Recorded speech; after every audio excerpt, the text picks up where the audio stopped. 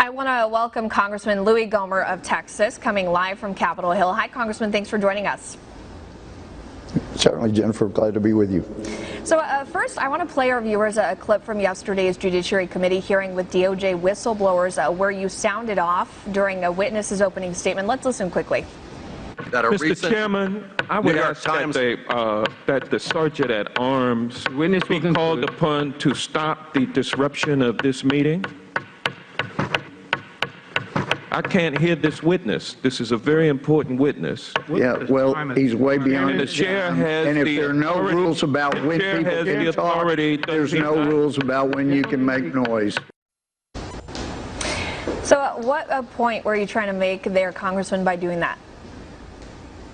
Well, I was making the point, and that is that the chairman of the Judiciary Committee is one of the most arbitrary, capricious, partisan, arrogant chairman that I've ever seen. And having tried cases before I was a felony judge and a chief justice, I tried cases in front of some judges who were abusive and who played favorites like Nadler does, but they never came close to being as capricious as Nadler has been as chairman.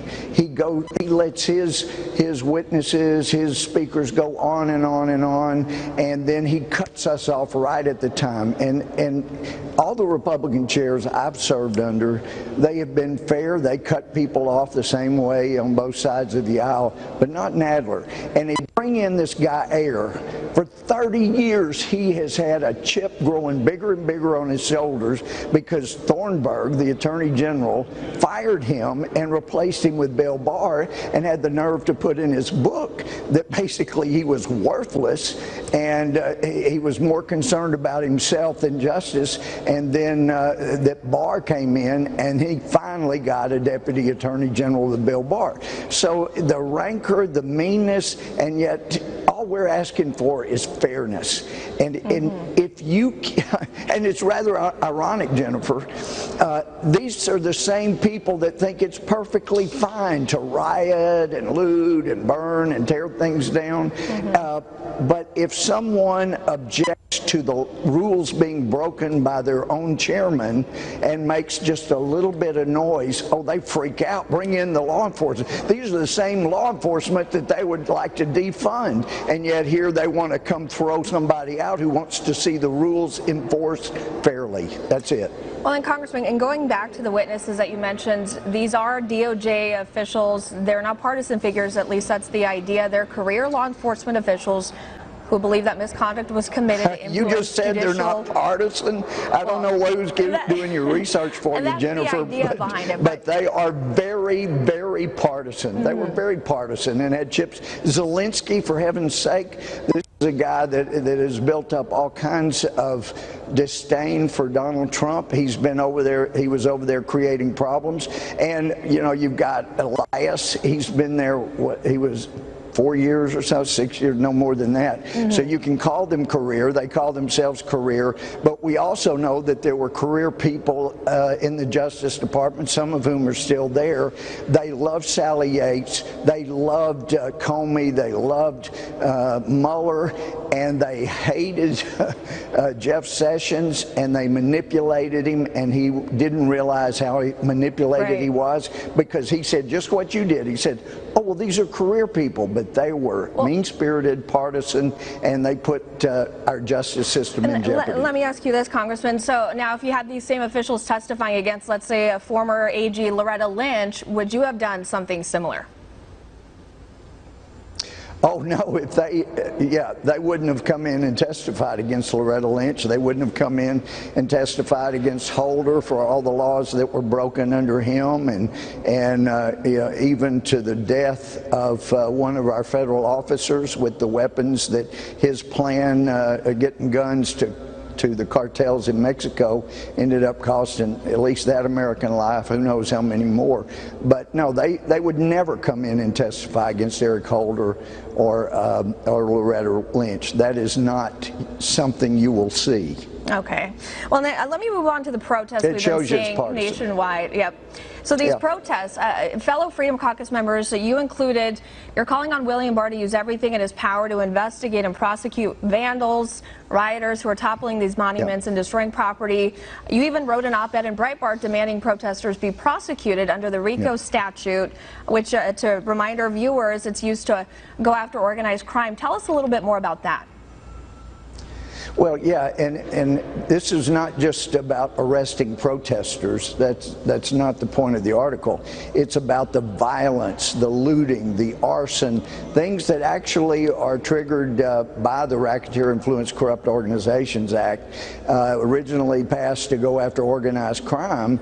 But we heard back in the campaign of 2016, Democratic leaders saying, yeah, we paid people to go out there and create violence so that we could blame the Trump campaign for being violent. They're still using that same tactic.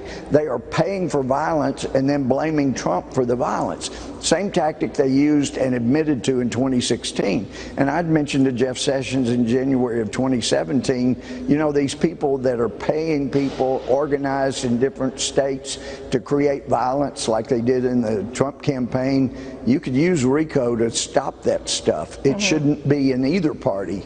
And he said it was a great idea, but people over there talked him into not doing anything. But it needs to be done. And this isn't about George Floyd. The Floyd family doesn't want minority communities burned down like we've seen. They don't want black law officers, you know, taunted by white spoiled bourgeois.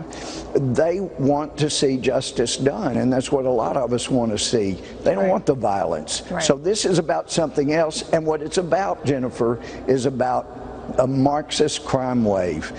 You can go back, it's the Marxist playbook, the Bolsheviks used it, and it's dangerous. And a lot of people are starting to realize that, not Jerry Nadler, but a lot of people that are really in tune are starting to realize this country is in deep trouble, and let's have the protest, that's fine, but not the violence, not the ripping down statues and things. You go, I mean, these are, some of these cities, well, the greatest violence is in cities controlled by Democrats and have been for years. Go to them and say, we would like a vote to take down these statues. That's how it's supposed to happen, not like some third world country. In just the last couple seconds or so that I have, let's quickly touch on Texas Governor Greg Abbott. He's announcing a pause in reopening plans. Do you think that's the right call, considering there's been a spike in hospitalizations?